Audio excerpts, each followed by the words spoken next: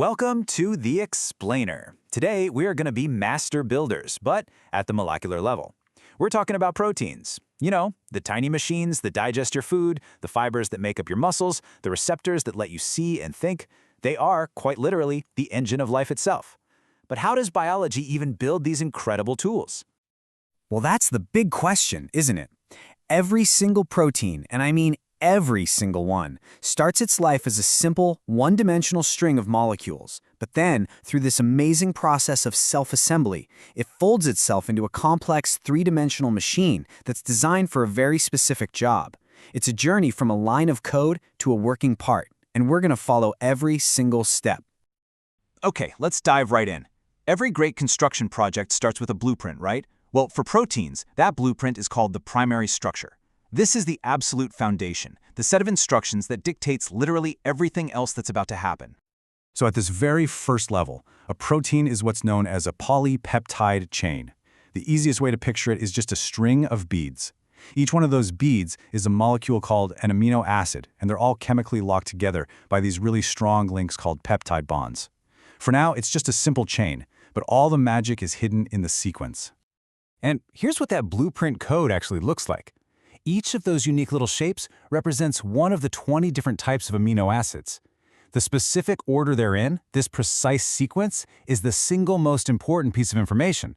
It's the code that determines the protein's final 3D shape and what its job is going to be. And get this, these chains can be incredibly long, sometimes over 2,000 amino acids. But that straight line, it doesn't last for long. Almost immediately, sections of that chain start to fold and coil up into these stable, repeating patterns. This is what we call the secondary structure. So, if the primary structure was the blueprint, you can think of these as the first prefabricated parts coming right off the assembly line. And there are two main designs for these parts. The first one is the alpha helix, which is this tightly wound coil, kind of like a spring or a spiral staircase. The second is the beta sheet, where different sections of the chain line up side by side to form a really strong pleated structure, like a folded curtain. And what's so incredible is that both of these shapes are held in place by countless tiny, weak attractions called hydrogen bonds. They act like a kind of molecular Velcro all along the protein's backbone. But, okay, how do you connect these rigid helices and these flat sheets together? You can't just have straight pieces, right? That is where turns and loops come in. These are the flexible sections that act like hinges, allowing the whole chain to bend and change direction.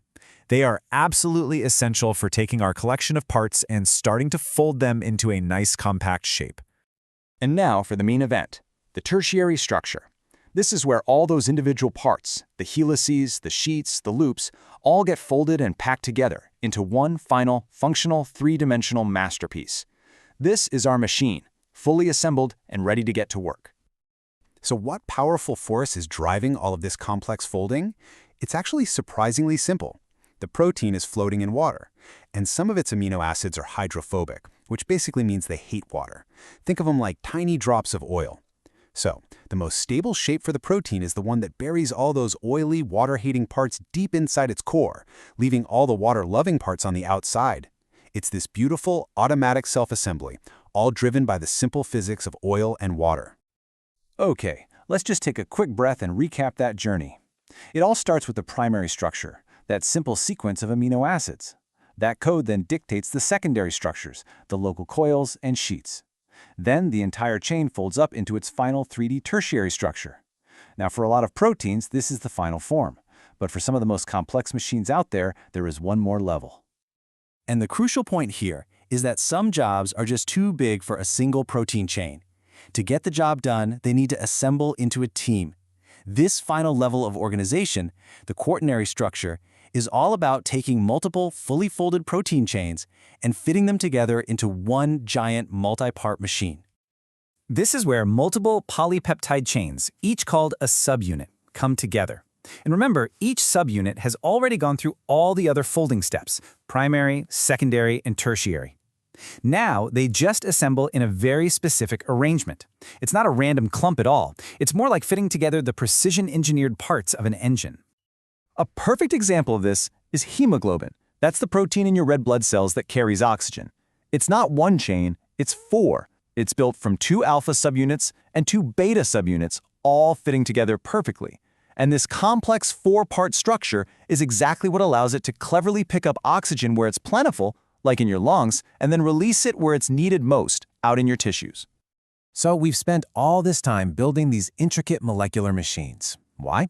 Well, because in biology, form dictates function. The very specific, unique 3D shape that a protein folds into is precisely what allows it to do its job. So let's take a look at what some of those jobs are. And the list of jobs is just staggering. A massive 40% of proteins act as enzymes. These are the catalysts that speed up all the chemical reactions of life. Another huge chunk provides the physical scaffolding and support for our cells. Others are dedicated transporters, messengers, and gatekeepers. They are, without a doubt, the true workhorses of the cell. I mean, just think about what these shapes allow. An enzyme has a perfectly shaped pocket, an active site, that fits its target molecule like a lock and key to speed up a reaction. A transporter protein forms a precise channel through a cell membrane, only letting specific molecules pass through. Structural proteins link up to form these long, strong cables. Each job requires a uniquely engineered tool, and that tool is the protein's final 3D shape. So we've gone on this incredible journey from a simple, one-dimensional code to this whole universe of complex machines that power every single aspect of life. And all of it is guided by the fundamental laws of physics. It's just a profound reminder that from the simplest rules, the most incredible complexity can emerge. It tells us that life isn't just built with these materials. In a way, life is the process of simple strings learning how to fold.